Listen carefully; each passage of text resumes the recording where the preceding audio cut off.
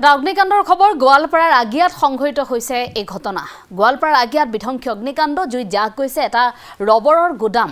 পবিত্ৰ কলিতা নামৰ ব্যৱসায়ীগৰাকীৰ আছিল এই গুদামটো। অগ্নিকাণ্ডত প্ৰায় 20 কোটি টকাৰ ৰবৰ জাহ যোৱাৰ তথ্য। অগ্নি নিৰ্বাপক বাহিনীৰ 10খনকৈ বাহনেৰে জুই নিৰ্বাপন কৰা হয়। বৈদ্যুতিক শ্বৰ্ট চাৰ্কিটৰ ফলতে অগ্নিকাণ্ডৰ সূত্ৰপাত হয়। এটা ৰবৰৰ এনেধৰণে কাৰখানাত জুই সংঘটিত হৈছে এটা ভয়ংকৰ অগ্নিকাণ্ড, বিধ্বংসী অগ্নিকাণ্ড। বৈদ্যুতিক শ্বৰ্ট চাৰ্কিটৰ ফলতে সংঘটিত হয় এই ঘটনাটো। গোৱালপাৰাৰ আগিয়াত সংঘটিত হৈছে এই ঘটনা। কেইবাখনো অগ্নি নিৰ্বাপক বাহিনীৰ বাহনেৰে জুই নুমুৱাৰ চেষ্টা কৰিছে। গোৱালপাৰাৰ আগিয়াত সংঘটিত হোৱা সেই ঘটনাৰ দৃশ্যাংশ দেখুৱাইছোঁ। বহু সময় ধৰি জুইত জাহ গৈছে ৰবৰৰ এই গুদামটো। বহু কোটি টকাৰ সামগ্ৰী আছিল। পবিত্ৰ কলিতা নামৰ ব্যৱসায়ীগৰাকীৰ আছিল এই গুদামটো। এটা ৰবৰৰ গুদাম, প্ৰায় 20 কোটি টকাৰ ৰবৰ জাহ যোৱাৰ তথ্য প্ৰকাশ কৰিছে ভুক্তভোগীগৰাকীয়ে।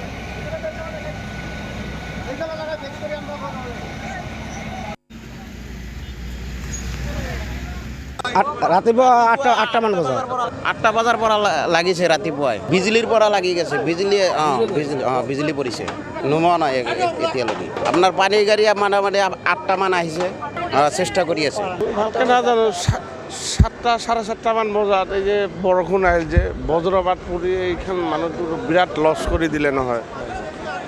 এনেকুৱা ৰবাৰৰ গুদামে আছিলে, তাৰমানে এনেকুৱা জ্বলি গ'ল, মানে পানীয়ে কাম নকৰে। জ্বলিয়ে আছে এতিয়া জ্বলিবই, মানে এনেকুৱা হৈ গ'ল। মানুহটো চৰকাৰে যাতে মানুহটোক চাই, আৰু মানুহ আতংকিত হৈ গৈছে। মানে এতিয়া বজ্ৰপাত পৰিলে মানুহ মানে বিপদত পৰাহে নালাগে। মানে মানুহটো যেনেকুৱা লছ হ'ল, এই মানুহটোৰ যাতে চৰকাৰে মানুহটোক চাই যাতে